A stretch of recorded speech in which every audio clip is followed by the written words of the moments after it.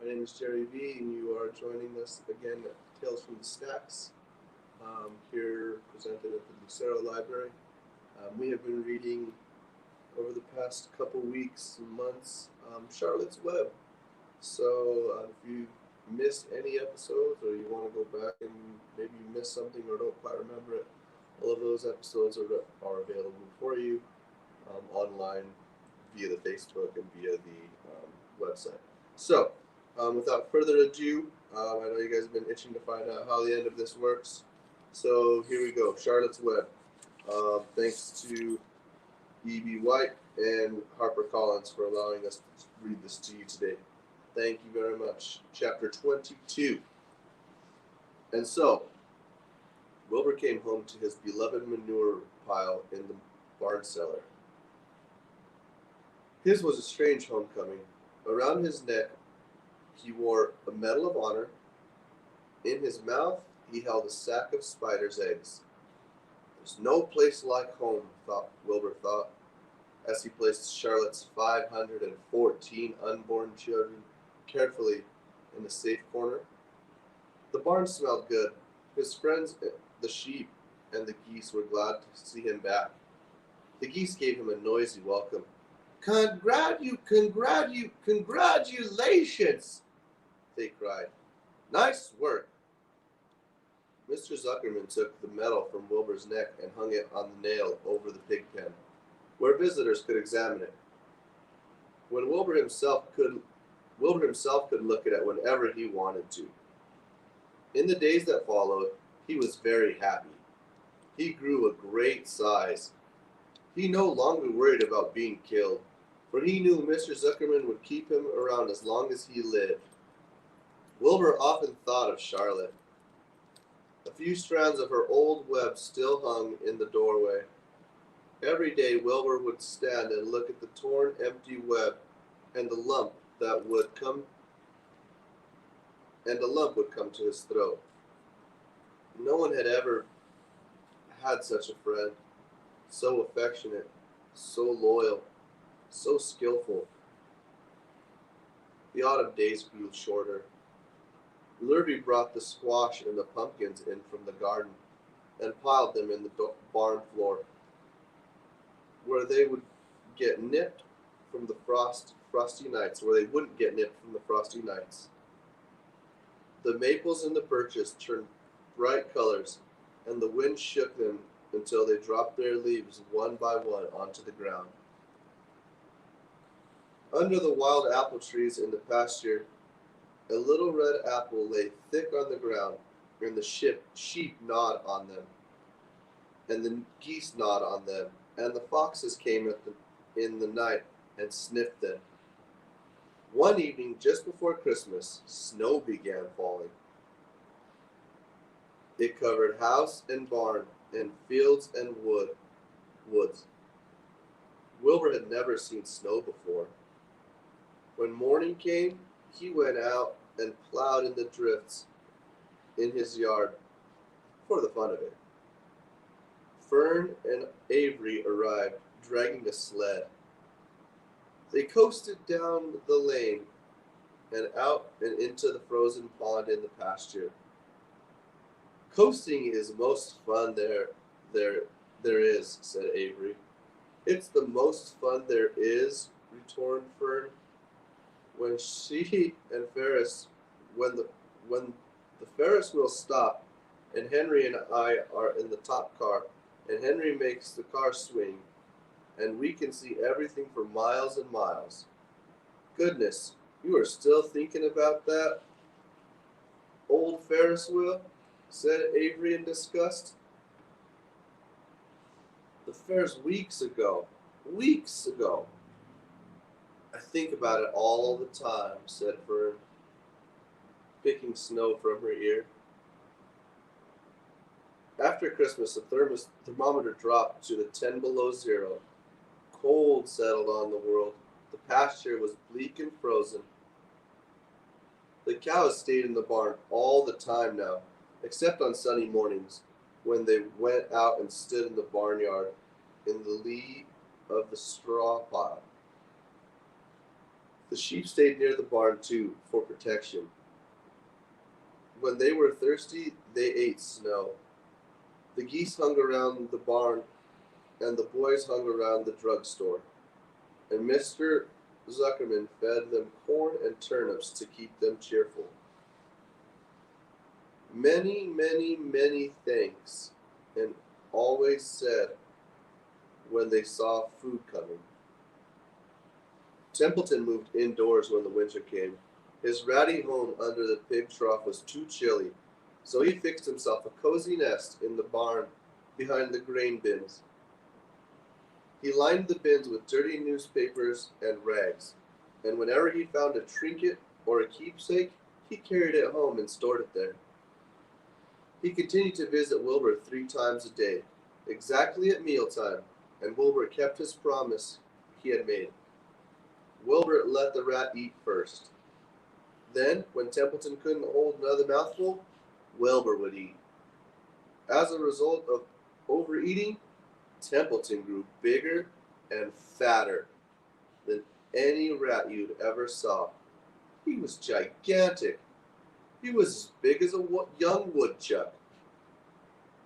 The old sheep spoke to him about his size one day. "You would live longer," said the sheep, "if you ate less." "Who wants to live forever?" sneered the rat. "I'm naturally a heavy eater, and I get untold satisfaction from the pleasure of the feast." He patted his stomach, grinned at the sheep, and crept upstairs to lie down. All winter, Wilbur watched over Charlotte's egg sack, as though he were guarding his own children. He had scooped out a special place in the manure for the sack, next to the board in the fence. On very cold nights, he lay so that his breath would warm it. For Wilbur, nothing in life was so important as this small, round object. Nothing else mattered. Patiently, he awaited the end of his winter and the coming of the little spiders. Life's always a rich and steady time when you're waiting for something to happen or to hatch. The winter ended at last. "I heard the frogs today," said the old sheep, one evening. "Listen, you can hear them now." Wilbur stood his eyes. Wilbur stood still and cocked his ears. "For the pond in the shrill chorus comes the voice of 100 of little frogs. Springtime," said the old sheep, thoughtfully. "Another spring." As she walked away, Wilbur saw a new lamb following her, and it was only a few hours old. The snow melted and ran away.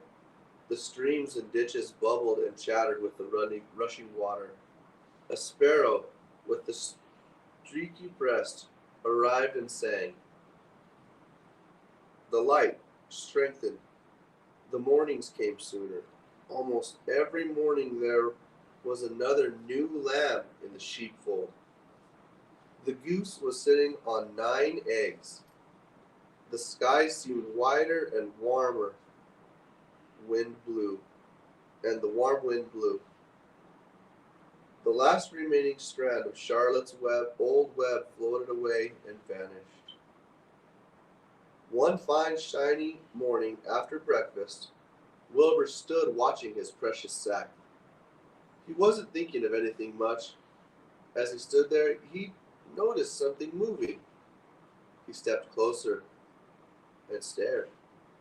A tiny spider crawled from the sack. It was no bigger than a grain of sand, no bigger than the head of a pin. Its body was gray, with a black stripe underneath. Its legs were gray and tan. It looked just like Charlotte. Wilbur trembled all over when he saw it. The little spider waved at him. When Wilbur looked more close, 2 more spiders crawled out and waved. They climbed all around the sack exploring their new world. Then 3 more little spiders, then 8, then 10. Charlotte's children were here at last. Wilbur's heart pounded. He began to squeal, and then he raced in circles, kicking manure in the air. He turned and did a backflip, and then he planted his front feet, and he came to a stop in front of Charlotte's children. "Hello there," he said. The first spider said, "Hello," but its voice was so small Wilbur couldn't hear it. "I'm an old friend of your mother's," said Wilbur. "I'm glad to see you. Are you all right? Is everything all right?" The little spider waved his forelegs at him. Wilbur could see him by the way he was acting that they were glad to see him. Is there anything I can get you? Is there anything you need?" The young spider just waved. For several days and for several nights they crawled here and there, up and down, around and around, waving at Wilbur, trailing tiny dangling draglines behind them, and exploring their home. Then there were dozens and dozens of them. Wilbur couldn't count them. He knew he had a great many new friends, but quite rapidly, soon each was as big as a BB shot. They made tiny webs near the sack. Then, a quiet morning, when Mr. Zuckerman opened the door on the north side, a warm drift of rising air blew softly through the barn cellar. The barn smelled of damp earth, of spruce wood, of sweet springtime. The baby spiders felt the warm updraft. One spider climbed onto the top of the fence, and then it did something that came to a great surprise to Wilbur. The spider stood on the head, pointed its spinnerets at the air, and let loose a cloud of fine silk. The silk formed a balloon.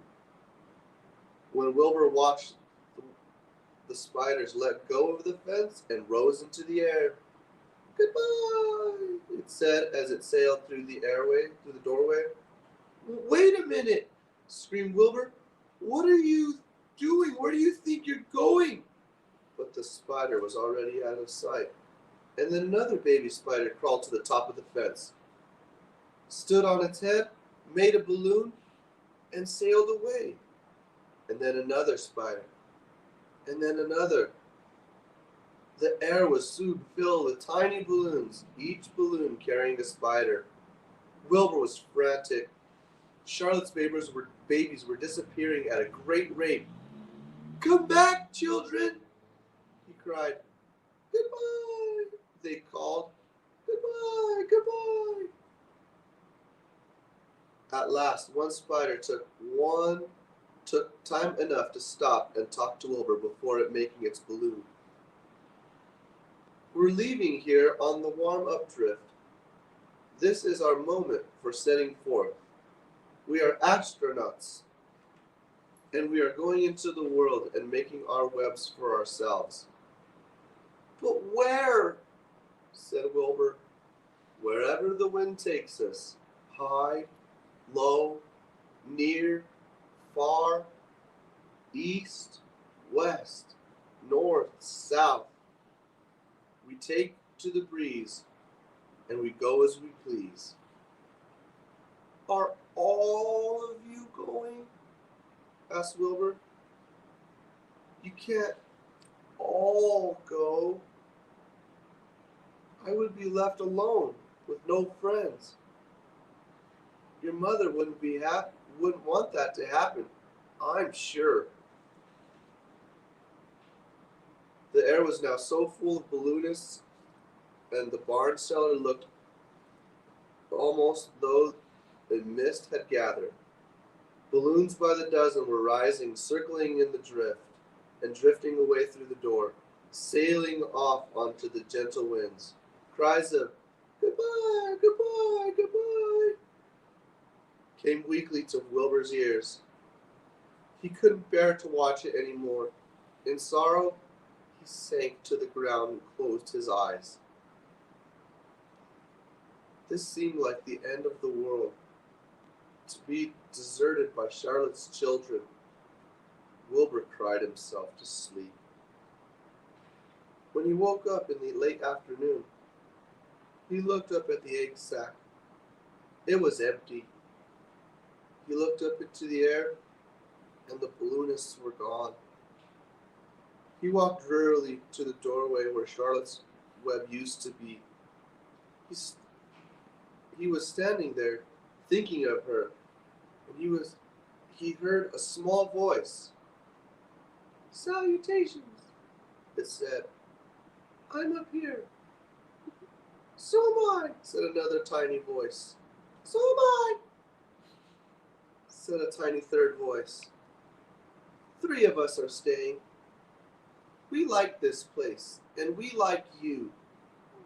Wilbur looked up. At the top of the doorway, 3 small spiderwebs were being constructed. On each web, working busily, was one of Charlotte's daughters. "Can I take this to mean," asked Wilbur, "that you've definitely decided to live here in the barn cellar, and I'm going to have 3 friends?" "You can indeed," said the spiders. "What's your name, please?" asked Wilbur, trembling with joy. "I'll tell you my name," replied the first spider, "if you tell me why you're trembling." "I'm trembling with joy," said Wilbur. "Then my name is Joy," said the first spider. "What was my mother's middle initial?" asked the second spider. "A," said Wilbur. "Then my name is Ariana," said the spider. "How about me?" asked the third spider. "Will you pick one nice, suitable name for me? Something not too long, not too fancy, and not too dumb." Wilbur thought hard. "Nellie," he suggested. "Fine, I like that very much," said the third spider. "You may call me Nellie." She daintily fastened her orb line to the next spoke of her web. Wilbur's heart brimmed with happiness. He felt that he should make a short speech on every important occasion. "Joy, Ariana, Nellie," he began, "welcome to the barn cellar. You have chosen a hallowed doorway from which to string your webs. I think this is only fair to tell you that I was devoted to your mother, and I owe my very life to her. She was brilliant, beautiful, and loyal to the end. I shall always treasure her memory. To you, her daughters, I pledge my friendship forever and ever." "And I pledge mine," said Joy. "I do too," said Ariana. "And I do too," said Nellie, who had just managed to catch a small nap. It was a happy day for Wilbur. He had many more happy, tranquil days followed. And many more happy, tranquil days followed. As the time went on, and the months and years came and went, he was never without friends. Fern did not regularly come to the barn anymore. She was growing up, and she was careful to avoid childish things, like sitting on the milk stool in the pig pen. But Charlotte's children and grandchildren and great-grandchildren, year after year, lived in the doorway. Each spring there was a new little spiders hatching out to take the place of the old. Most of them sailed away on their balloons, but always 2 or 3 stayed to set up housekeeping in the doorway. Mr. Zuckerman took fine care of Wilbur the rest of his days, and the pig was often visited by friends and admirers, for no one Nobody ever forgotten this year of the triumphant and the miracle of the web. Life in the barn was very good. Night and day, summer and winter, spring and fall, dull days and bright days. It was the best place to be, thought Wilbur. This warm, delicious cellar with its gargoyle, yep, with the geese and changing stations, seasons, the heart of the seeming sameness of sheep and the love of spiders, the smell of manure and the glory of everything. Wilbur never forgot Charlotte. Although he loved her children and grandchildren dearly, none of the new spiders ever quite took her place in his heart. She was in a class all by herself. It was not often that someone comes along, is a true friend, and a good rider. Charlotte was both. The end. Well, that was a good one. So I'd like to thank you all for hanging out with me today and hearing Charlotte's Web. If you want to check this book out, it's available for you here at PCCLD. Please come back and enjoy us for more installments of the Tales from the Stacks, brought to you here from the Lucero Library. Catch you on the flip side. Stay safe, stay warm, put your mask on. Jerry B out. Peace.